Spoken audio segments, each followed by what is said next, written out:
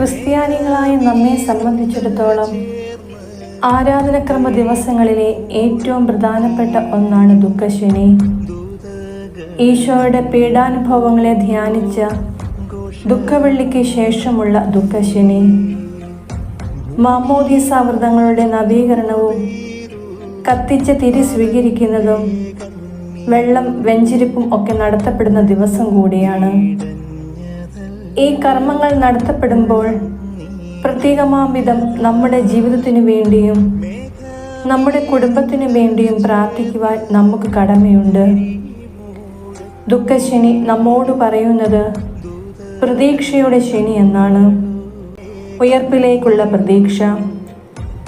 മരണത്തിനും ഉയർപ്പിനും ഇടയിലുള്ള ഒരു കാത്തിരിപ്പാണ് ദുഃഖശനി.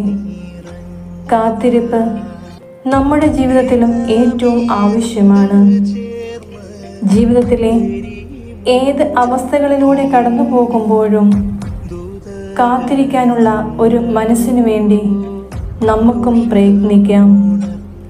അതുപോലെ തന്നെ മാമോദീസായിൽ നാം സ്വീകരിച്ച പ്രസാദപര അവസ്ഥയും കൃപയും എന്നും ജീവിതത്തിൽ നിലനിർത്തിക്കൊണ്ട് നിത്യജീവനിലേക്ക് പ്രവേശിക്കുവാൻ ദൈവം നമ്മെ ഓരോരുത്തരെയും അനുഗ്രഹിക്കട്ടെ.